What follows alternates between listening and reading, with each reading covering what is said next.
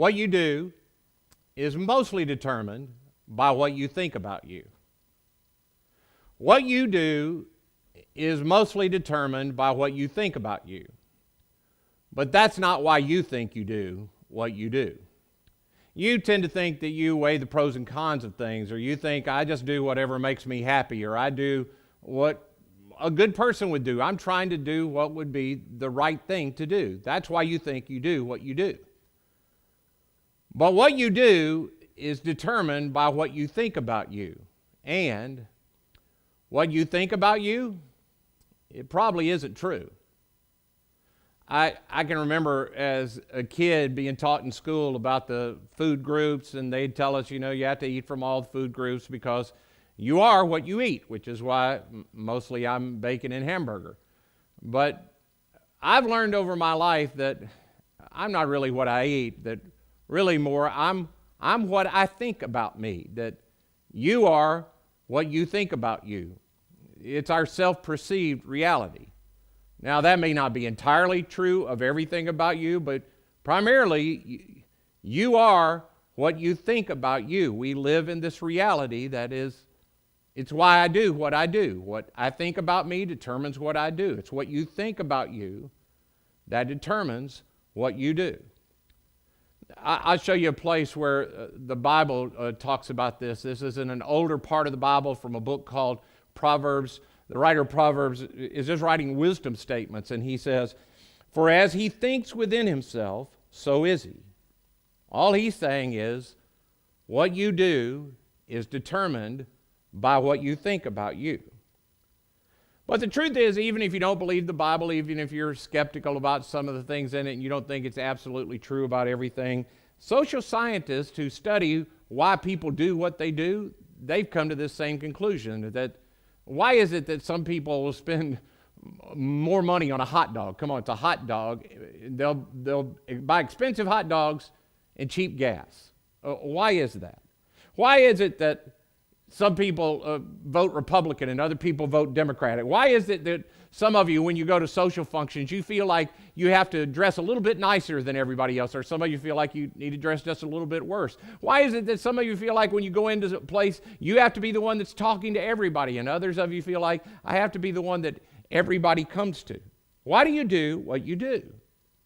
And what they discovered is that though some of our decision making is based on a cost-benefit kind of analysis, pros and cons and those kind of things, that's not really how most of us make most of our decisions. In fact, far more of our decisions are based on what they call the identity model. In fact, there's a guy named James March who's a professor at Stanford University, and he says that when we make a decision, what happens inside of us is subconsciously we begin to ask ourselves three questions. Who am I? What kind of situation is this? And what would a person like me do in a situation like this? That's what we're subconsciously trying to figure out. And this explains a lot of things that we don't really understand in life. It explains why a poor self-employed shrimp boat guy from Alabama would vote for a Republican who would give him free insurance, and why a millionaire superstar in Hollywood would vote for a Democrat who will take away more taxes from him. I mean, if our decisions are just based on what would be best for us personally in a cost-benefit analysis of how it weighs out better, it seems like those decisions would be the exact opposites. But what you do is not determined by a cost-benefit analysis for most of us. What you do, it's determined by what you think about you. Now, you can see this throughout the Bible, because the Bible talks about human beings. It tells a story of human beings' lives that human beings, this is just the way we operate. One of the earliest is in the very first book of the Bible. There's a guy named Moses. And if you don't know Moses' story, Moses grows up in Egypt. He's not Egyptian, but he grows up as the adopted son of the king of Egypt, which at that time was the most powerful country in the world. But even though he grows up as the prince of Egypt, he knows all the time that his real parents, his birth parents, they aren't Egyptian. They're Hebrew. He's Hebrew. And the Hebrews, they were the slaves of the Egyptians. So one day Moses is out walking around Egypt, and he sees a Hebrew slave being beaten by an Egyptian taskmaster, and he wants to stop the abuse because those are his people being beaten, and he winds up killing the Egyptian. And then he realizes what he's done, and he takes off running, and he goes and gets a job for the next 40 years as a shepherd. Well, one day while he's in this 40-year job he's had of being a shepherd out in the desert all by himself, he sees this bush that's on fire, and he wants to go see it. And I get that because I love me some fire. If I see fire, I want to go just stand and look at it. And when Moses gets over there, the bush begins to talk to him. Now, I just have to tell you, I have never had landscaping ever say anything to me. And even if I did have it say something to me, I don't think I'd do what Moses did. He asked the landscaping what its name was. I would begin to think, what did I take that goofed me up? But Moses turns to this bush that's on fire that does not burn up, and he says, "Hey, who are you?" when the bush speaks. And out of the bush, God begins to talk to Moses. And Moses says, he says to him, "Hey, I'm God." And Moses, who had grown up in the Egyptian world where everything was God, there was the sun god, the moon god, and the frogs were God, and everything was God. He's not shocked that there's this landscaping that now says he's God. He just says, "Hey, you need to be more specific. What's your name?" And God says to him, he gives him his personal name. For the first time in the Bible, he says, "I am who I am. I am the God. I am. I'm everything." So now Moses knows God. And Moses says to God, I've come to you, and I've heard the cries of my people, the Hebrews in Egypt, and I'm going to release them from slavery, and I'm going to use you to do it. And Moses says, "Oh no, I'm not going to do that." Now you have to ask yourself, why would Moses say no? I mean, that's what Moses had tried to do 40 years earlier. That Moses saw himself as a person to free his people, to stop the abuse of his people. Well, the reason is because our decisions aren't made based on just logical kind of thought of but they're based on how we see ourselves. And for the last 40 years, Moses doesn't see himself that way. In fact, if you read the story of Moses and this little conversation between God and Moses, which you can do later today, it's in the very first book of the Bible, Genesis, Moses repeatedly says to God, "Who am I?" He asked God who he was. God told him. But Moses is always saying to God, "Who am I? Who am I that you would call me this? Who am I that you would send me? Who am I? Who am I that you think I could do something like that?" Moses has gone from thinking of himself as a person who brings people out of their suffering to thinking of himself, "I'm just a murdering fugitive shepherd." Does it make any sense for a murdering fugitive shepherd to go to the most powerful man on the planet and demand that he let the slaves go? And why did Moses say no?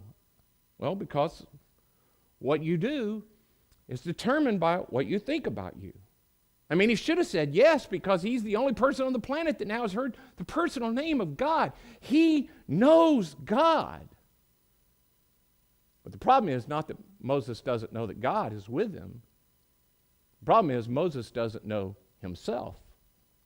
See, Moses is living with a false identity. He's had a part of his identity taken away, and he now sees himself in the wrong light, and he makes the wrong call. Because what you do is determined by what you think about you.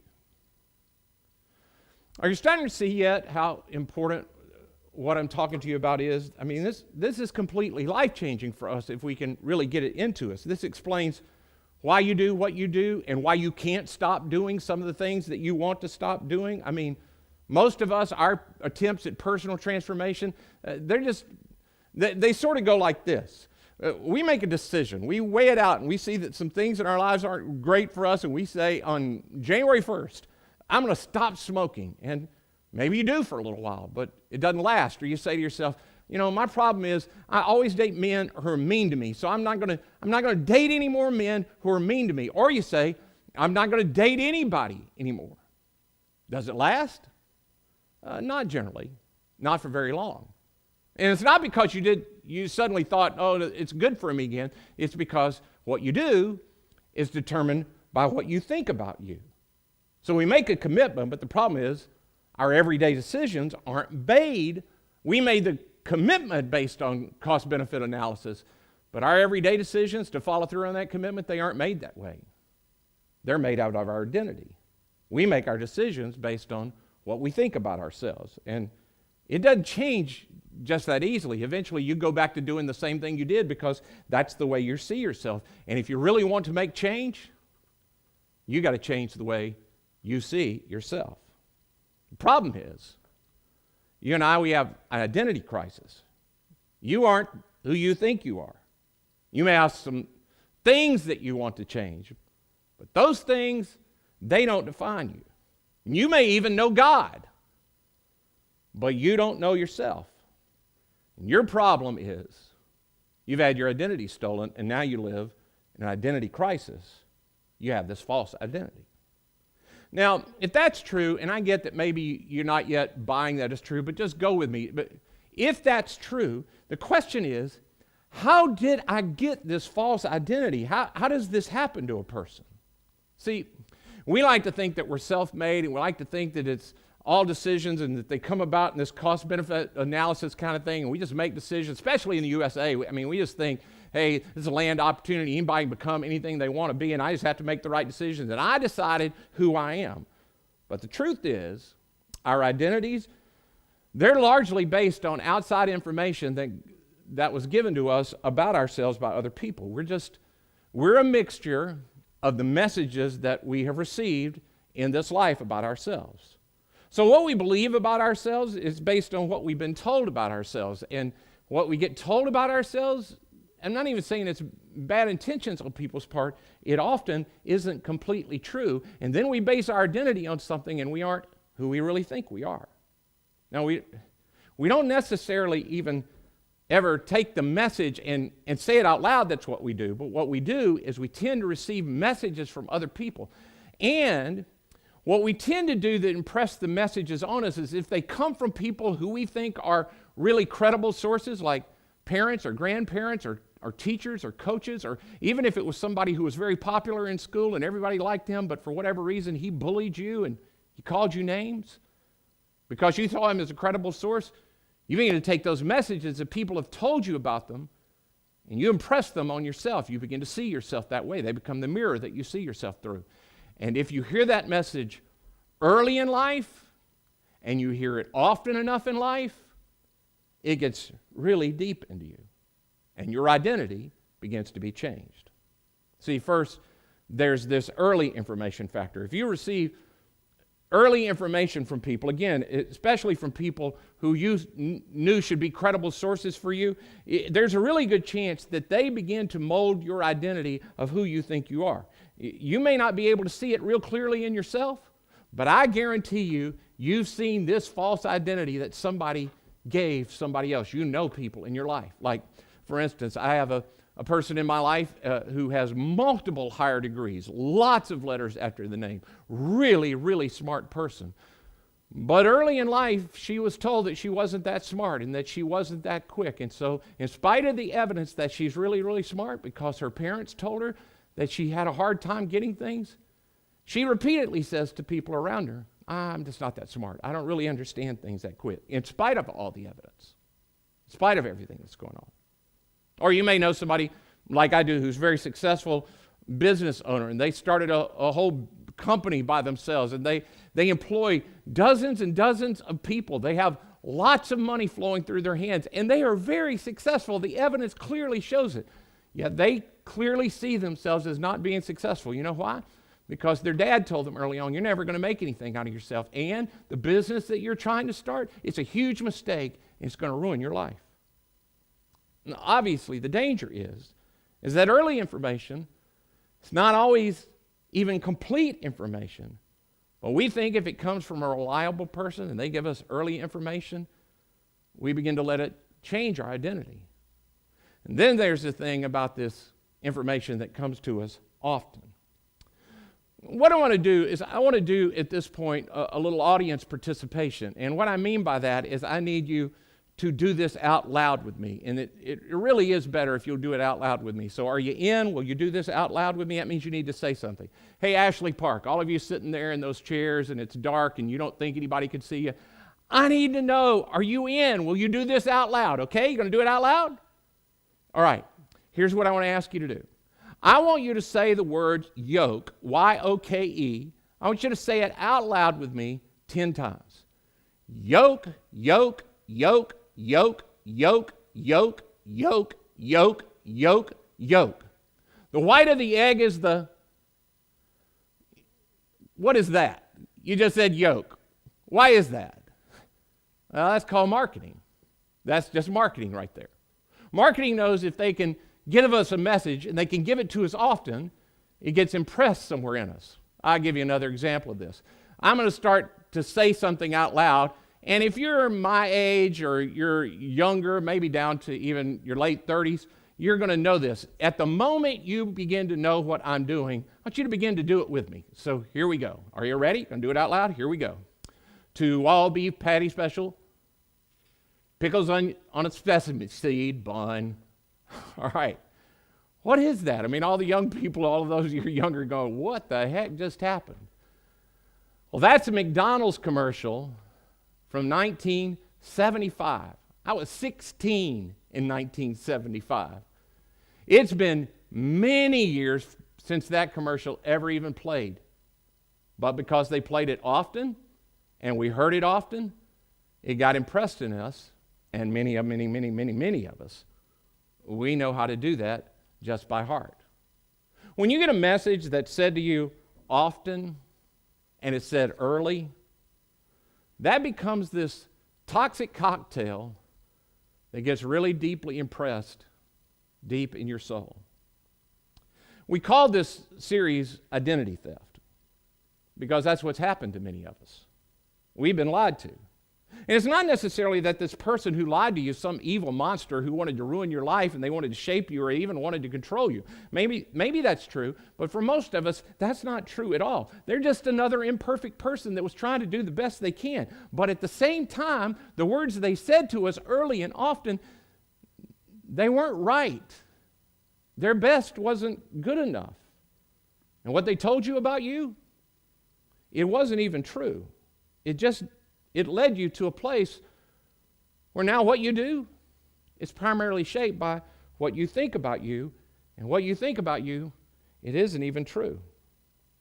Some of you have heard me talk about my dad.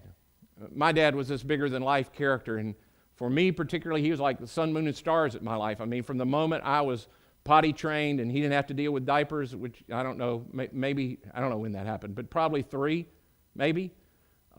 I was in the truck with my dad on our farm from the moment we woke up until I went to sleep. I took naps in that truck. And the message, even though my dad loved me deeply, the message I got from my dad was not good enough. No, that's not good enough. Hey, you're not good enough. Hey, let me fix that. You can't do that right. Oh, no, you didn't get that right. And what's so ironic about it is I know my dad was proud of me. I mean, I hear from people, multiple people, how much he talked about, how proud he was of me. But the message that got deeply impressed on me early and often was, nope, not good enough. Nope, that's not right. No, you can't do anything right. Nope, I'm going to have to fix that. No, you just keep messing up. Now, my dad later became a Christian, and he realized, I think, what he'd done, and he tried to make it clear to me that's not how he felt. He tried to make this true. But the truth is, by that point in my life, that was how I saw myself. Not good enough, not smart enough, not capable enough, not able enough, always screwing things up. And the ironic thing is, so much of what I did in life was to try to prove that I was wrong. I wanted to be smarter than everybody else and do better than everybody else. And I wanted to go out and prove that he was wrong about everything. And then eventually I'd come back to the place and I'd go, no, he's right. I'm just wrong. I can't do right. I keep screwing up. I can't get it right. And even today, even though I've done a lot of work on this and I've talked this through and I know it's not true and I know it's not even how he felt about me, even today when somebody comes up and tells me, hey, you did a good job on that, or I love what you did, or I love you, deep inside of me often there's a voice that says, that's not true. I wonder what they want from you, because that's not true. You can't do anything right. You just screw up all the time. So I make a joke or I push them away somehow. I don't take it in. So the question is, who stole your identity? Who put you into this identity crisis? What message is it that you received? And maybe you received it early and often. Maybe it was that you're only okay if you're in the spotlight, or you're only good enough if, you only amount to something if people think you're beautiful. And honey, people, you're so beautiful. Always make everything about how pretty you are. Or hey, men can't be trusted. Men will always disappoint you. Or you better watch your weight. You always are going to be a little heavy. Nobody really thinks you look that well. Your problem is you've had your identity taken. You're in an identity crisis. You have this false identity, and what you believe about yourself is largely based on what got reflected to you. Now, there are other factors that help form our identities, and they might be true of you as well. Maybe you were a kid that grew up in your family, they did everything perfect, and everybody saw them as perfect, and all of your siblings did everything perfect, and your friends began to call you a goody-goody because you just come from that family. And so your identity became, I'm going to prove that false identity. I'm not that goody-goody person. I became the wildest party person I could be just to prove that false identity wrong. Or you're a kid from the trailer park, and you grew up as the poor kid that everybody sort of looked down on, and now even though you've made lots of money, inside you're always trying to prove to people, I'm not that kid from the trailer park. I'm not that poor kid. Another way we do it is sometimes we define ourselves, we'll define ourselves by our performance. I knew a guy who every time he met somebody for the first time, he had to tell them that he had been a professional athlete and that he had made the team and that his kids were all scholarship athletes. Why did he do that? Because that's how he saw himself. He thought that was the most important thing about it. Some of you are that way. The very first thing you always tell people about is what your job is. Of course, because that's your identity. Some people define themselves by their mistakes or their sins. They did something wrong and it was big, and you see it's really bad, and it sort of changed your life, and now all of your life you have to tell everybody right up front that you went to jail or you made this mistake, and you think everybody sees you that way. They all know you that way. That's because that became the mirror through the way you see yourself. And what you do, it's defined by what you think about you. Your problem is that your true identity has been taken away, and you have a false identity, and you aren't who you think you are. And the trouble is, you don't think that's your problem. If you and I sat down and I said, hey, what's your problem? You go, well, I'm too controlling sometimes. Or I'm with guys, I just choose the wrong guys. I'm with guys who are mean to me. Or I eat more than I should all the time. Or I drink more than I should. Or I drug too much. Or I spend money way more than I have money that I should. I'm overbearing with my kids, and I don't want to be like that. I don't want to be like that. And because you think that's your problem, that's what you always work on. But that's not your problem. That's just the symptom of the problem you really have. The problem you have is your identity. It's like if at some point in the past you got a computer virus, and your computer started running really badly, and it got slower and slower and slower, and it frustrated you, so you go out and you back up your data, and you go get a new computer, and you get somebody to copy your data over from that computer to this new computer. But because you didn't know that you had a virus that had caused the problem on the old computer, when you copy the data over, you copy the virus too. And eventually that computer starts running slower and slower and slower because you thought your problem was the computer. The problem was the virus that you keep copying from place to place to place. And many of you keep doing things that you think are your problem. But your problem is, until you deal with your operating system, your identity, this is never going to get better. Now, just to be clear, your problem is not only who you think you are, and what you think you are winds up determining what you do. So how do you solve this problem? Well, let me just say up front, self-help is not the solution to this problem. This series is not going to be, hey, I'm okay, and you're okay, and if we'd all just love ourselves, we'd be okay. I want to be really, really clear with you. I am not okay, and I know many of you, you ain't either. You're not okay. And the solution for this will be, I have to have somebody else reflect to me my true identity. And the way to do that is through Jesus. I mean, that's the good news of this series. Jesus loves to give people their true identity. I'll tell you one story real quick in Jesus' life, and then we're going to be closed with this intro message for today. This is written by a guy named Mark. He's one of the 4 guys that writes about the life of Jesus. Jesus comes to this town where there's this guy whose life's just out of control. He lives in the cemetery. Now, he's not the groundskeeper. He's not taking care of the cemetery. He lives in the cemetery because he's the guy that everybody has tried to push out of town. He's a problem in town. They think of him as a monster in town, and now he lives in the cemetery. Here's the way Mark writes about it. This man lived in the tombs, and no one can bind him anymore, not even a chain. For he had often been chained hand and foot, and he tore the chains apart, and he broke the irons on his feet. No one was strong enough to subdue him. Night and day among the tombs and in the hills, he would cry out and cut himself with stones. What happened to this guy? Well, the Bible eventually tells us in just the next verse or so that he's filled with demons. Now, I don't know a lot about demons, and I don't know what first started that and how that all happened, but I know what happened to this guy. I know what his story became. He became the weirdo who lived in the cemetery. He became the guy that moms warned their kids about to stay away from because somebody would get hurt. And I also know that if you look at this story really carefully, it appears like Jesus came on purpose for this guy. In fact, Jesus is on one side of a lake, and he sails across the lake in a storm to get to where this guy is. And the reason I say he came for this guy is because as soon as he deals with this guy, he gets back in the boat and goes back across the lake. He comes specifically to meet this guy because that's who Jesus is. Jesus is always on a search for people to help them know who he is and who they really are. When Jesus gets to this guy begins to call out, "Hey, Jesus, you're the Son of God." And Jesus comes to him and says, "Hey, that's who I am. But what's your name?" The guy says, "My name is Legion, for we are many." Jesus asked him, "Who are you?" And the guy says, "I have so many demons inside of me. They call me Legion," which is it's the Roman army term for 100. There's so many of them. That's who I am. And they won't leave me alone. And I don't have time to tell you the whole story, but Jesus cast the demons out. And the guy completely changes.